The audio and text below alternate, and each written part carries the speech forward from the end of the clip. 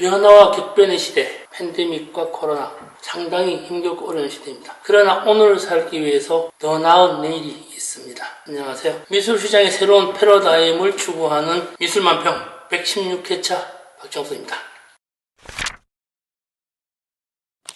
2020년은 코로나19에 의해서 미술시장이 상당히 소강 상태였죠. 아직까지 행사 규모나 거래액에 대한 이야기는 나온 적이 없었습니다. 2019년도 상반기에 발표된 결과를 보게 되면요.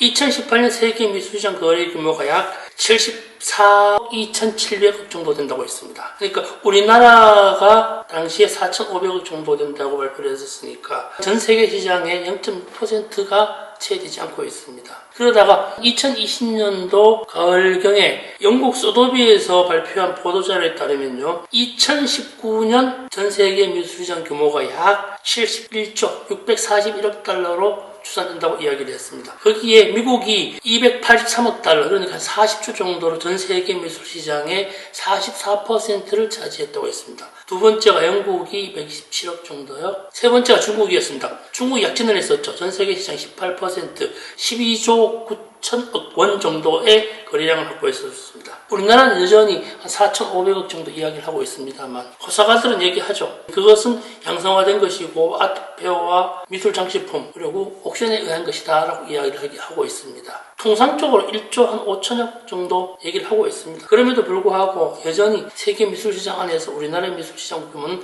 아주 작다라고 할 수 있죠. 2018년, 2019년 결과에 따른 것인데 국내 미술시장 전체 중에서 1억 이상 넘는 그림이 전체 거래 액수의 56.9%를 차지했습니다. 이 결국에 봐가지고는요, 미국이 전체 거래 금액의 얘기가 상당히 많죠. 미국이 127억 달러 정도인데 전체 GDP 규모를 환산해서 보게 되면요, 0.1%인가 정도 되는 것 같고요. 우리나라 같은 경우에는 GDP 비교했을 때는 0.05% 정도의 금액이 추산되고 있습니다. 현재 우리나라 시장을 보게 되면요, 약진할 수 있는 상황에 따른 대단히 많은 것들에 대한 변화의 조짐은 분명히 보입니다. 음성화된 미술시장을 어떻게 하면 양성화될 것인가에 대한 이야기를 많이 합니다. 요즘 최근에 보게 되면 비트코인에 대한 암호화폐에 대한 이야기를 많이 합니다. 투자처로서 이야기를 많이 하고 있습니다만 그것과 관계해서 미술시장 규모도 상당히 늘어나고 있습니다. 현재 미술시장에 대한 것을 어떤 투자냐, 가치냐 아니면은 미술시장, 문화예술에 대한 보존이냐 이런 얘기들이 많이 일어나고 있습니다만 제일 중요한 건 그거 같습니다. 미술시장을 활성화시킬 수 있는 방법은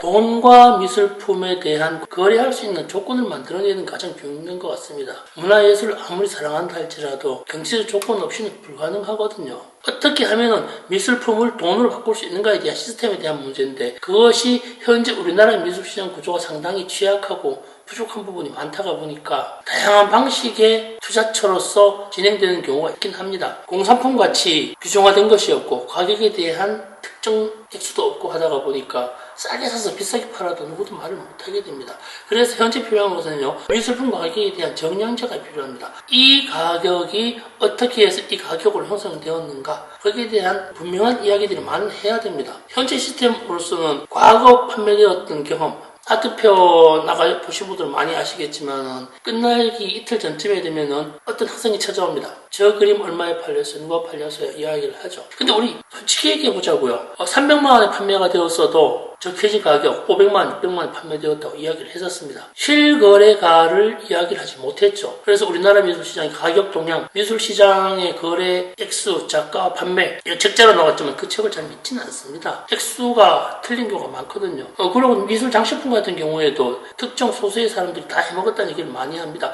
요즘은 그렇지 않을 걸로 보고 있습니다. 거기에다 경매회사, 옥션이라는 건 마찬가지죠. 낙찰 금액이 예술가의 그 작품에 국한되는 것이지 모든 작품과 연결시킬 수는 없습니다. 상당히 어려운 부분입니다.